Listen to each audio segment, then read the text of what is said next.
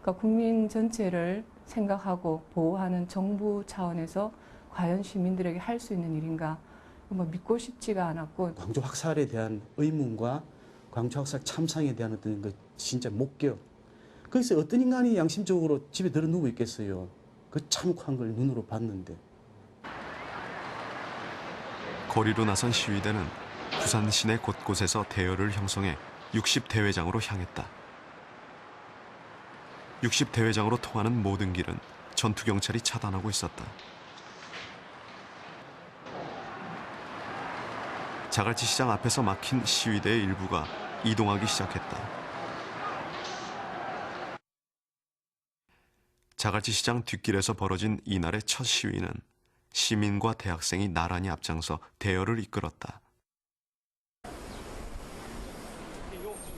여기가 지금 자갈치 시장 그 이면도로입니다. 국민 대회를 하는 장소가 사실상 그 봉쇄되어 있었기 때문에 자연스럽게 그 경찰 병력이 들어와 있지 않는 이 이면도로로 그 군중들이 모이기 시작을 했던 거죠. 그래서 이 도로가 확보가 되니까 이제 그 누군가는 프레이카드를 앞에 걸고 그때 이제 마침 제가 또 이렇게 앞에서 앞장서게 되는 형태가 되었지만은 다른 시민들이었더라도 그 앞에 섰다면은 이런 형태를 그 당시 분위기가 사실은 그렇게 형성이 되어 있었다고 보죠.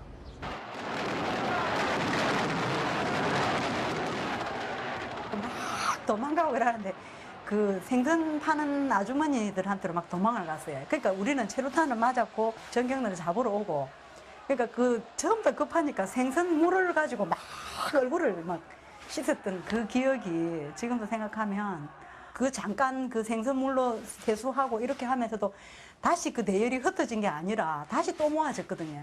또 모아지면서 서로 보면서 갑자기 막 각자 서로 막 전율을 느끼고 막 근데 잡으러 오면 우리가 이제 건물 안으로 들어갑니다. 들어가면 이제 미용실 아줌마하고 뭐 그 제과점 아줌마들이 막 샤터 막 내놓는 거예요. 내려가지고 막 그것도 막 열고 들려 해도 막 못 들게 막고.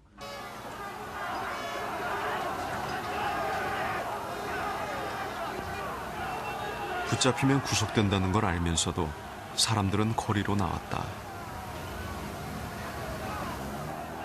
일반 시민들의 참여도 점점 늘어갔다. 저도 이제 막 직장 생활을 첫 시작할 때라 가지고 야, 이렇게 하다가 잡히면은 뭐 직장도 못 다니지 않는가 사실 뭐 솔직히 이제 겁도 났고요.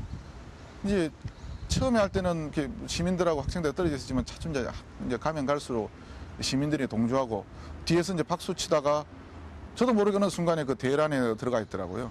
광주 항쟁에 대한 여러 가지 사진, 비디오 이런 걸 봤고 거기에 대한 분노감 또 권인숙 송금문 사건이 있었고 박종철 물고문 사건이 있었습니까? 거기에 대한 분노감이 항상 가슴에 억누르고 있는 상태에다가 박종철이 같은 경우는 또 연고가 또 부산이고 이러니까 많은 시민들이 그 부분에 대해서 한편으로는 슬프고 한편으로는 어떤 뭐 그 정권에 대한 분노 이런 것들이 있으니까.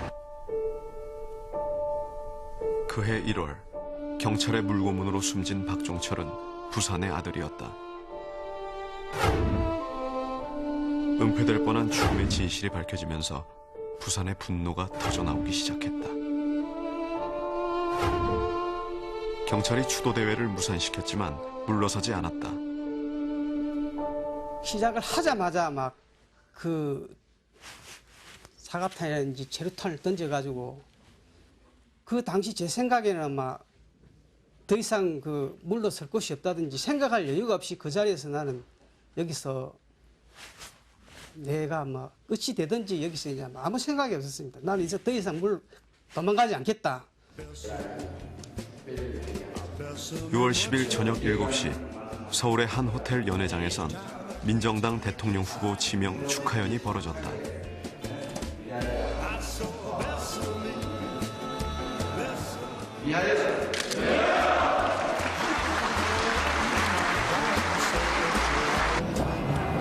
같은 시각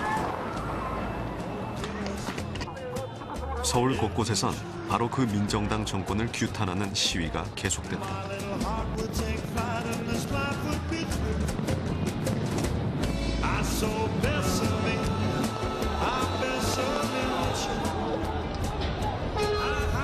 그러다가 사실 저 명동순환까지 몰려가야 된 겁니다. 거기서 가까우니까.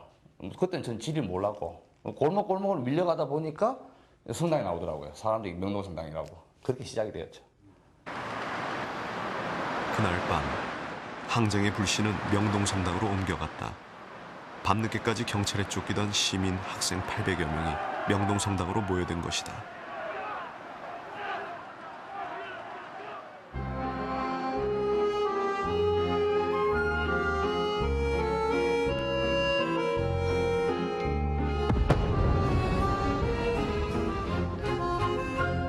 제야 불순단체 및 일부 야당이 주도한 이번 불법 집회는 전국에 걸쳐 조직적으로 추진되었고 또한 주체적의 원색적인 선동행위로 말미암아 급진 자경 세력이 이에 편성함으로써 그 폭력성이 명백히 드러났습니다.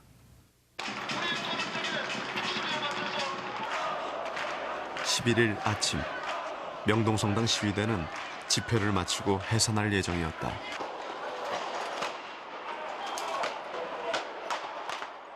그런데 입구를 봉쇄하고 있던 백골단이 사과탄을 난사하며 진입을 시도했다. 시위대의 저항도 격렬했다. 성당 앞 도로는 백골단의 진입을 막기 위해 던진 짱돌로 가득했다. 이 사진은 격렬한 공방전이 끝난 직후의 장면이다. 제가 싸워본 싸움 중에서는 제일 격렬하게 싸웠던 것 같아요. 하여튼 하루 종일 싸웠어요. 거의 근접해서 한 10m, 20m에서 들어오려고 하고 저희는 온갖 집기 다 갖다 놓고 방어막 치고 근거리에서 짱돌 던지고 원거리에서 짱돌 던지고 굉장히 격렬하게 이제 하루 싸우고 나서 좀 피곤하더라고요. 이렇게 그래가지고 에이 잡아가게 하겠냐 그러면서 그냥 이렇게 털썩 앉은 거예요. 처음에는 이렇게 노래 부르고 막 있었는데 아는 분이었습니까? 그때 아는 학우는 아니었고요. 친구가 이제 마스크를 내리더라고요. 근데 나도 내릴까 잠깐 생각해 보다가 아이고 이거 9월에 군대 가야 되는데 그래가지고 마스크 안 내리고 끝까지.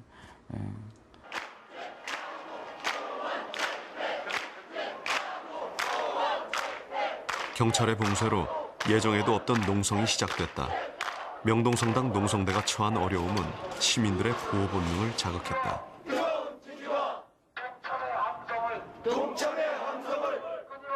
계단에 이리저리 앉아 있으면 앞에 이제 점심 때만 되면 하이칼라스라고 그런 그 직장인 그 부근에 있는 분들이 막 명동성당 앞으로 운집을 해요. 그러면 그럼 그 중에서는 같이 하신 분도 있고 그 근처 건너편 건물에서 구경을 하세요. 점심때마다 직장인들이 몰려나와 농성대와 함께했다.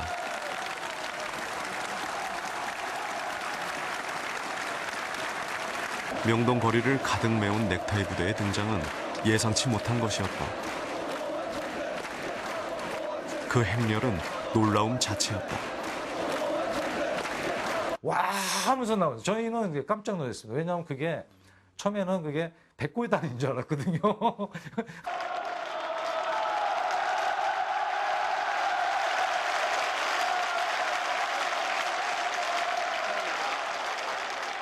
명동성당 앞으로 몰려나온 직장인과 시민들이 외치는 함성은 거대한 파도를 이루었다.